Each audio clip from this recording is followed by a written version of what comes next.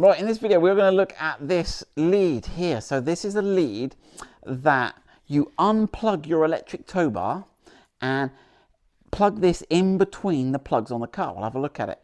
And what it does, it lets all the signals through, so it doesn't know, the car doesn't know it's there. But you've got some outputs here. So we have got negative, we have got 12 volts ignition live. I'm going to say ignition, I'll double check, I'll put the wiring down. But the most important thing we need for today is we've got CANbus. So the CANbus is a communication bus on the car. And we want to listen into the CANbus and we can hear everything that's going on. We can say it's like indicators are turned on left, indicators are turned on right, brake lights have been pressed. It tells you what speed you're at. There's loads of information on the CANbus, all the vehicle stuff. And we want to listen to it. And we've done the video on this. I'll put the video up there somewhere. And we are using this board here, which is a Machina. And what this does is it converts CANbus signals into USB, so we can read them on the computer.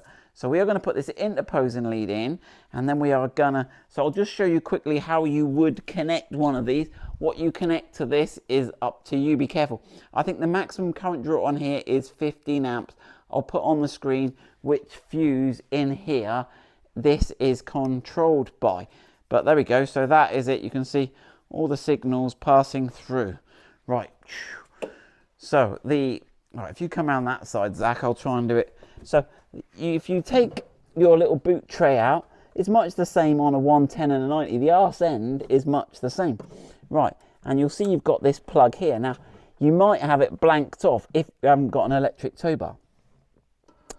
So what you can do here is, now one thing I will say is, obviously the rating of the power supply on here will obviously be also used by whatever you've got connected on your tow bar. So you're not going to be able to pull much current if you've also got your caravan connected, because that's going to want some of the power too. Right, so if we just get this connector off of there, and then we should be able to push that out, and then we can fish this up from in here, and there's just about enough length on here. Right, and what we can then do is we can disconnect the tow bar. Now what I'm going to do, because last time we did this, the tow bar got really upset when it had that low battery. So I'm just going to disconnect the battery, which is under the seat, and we've done a video on that. I'm going to disconnect the battery, separate it, and then re-plug it. Now, obviously what you should do, if you go and plug it into your car with the battery connected, you'll have like 12 volts like wildly lashing around here. So I would recommend, before you unplug it and connect it, you get whatever you're going to get connected on here connected, and any unused wires, get them taped up. So I'm going to go and do that now. Then we'll disconnect the battery, plug it in, and we'll be listening to the CANbus. Right, so we have now plugged in the interposing harness there. You can see that sits in between those two, and we've got tap off. We're just tapping into the CANbus Loom today, so we've got these wires in. So you can then, if you've got the power, you've got all your power tap off, you can then put that all back together, put your boot floor.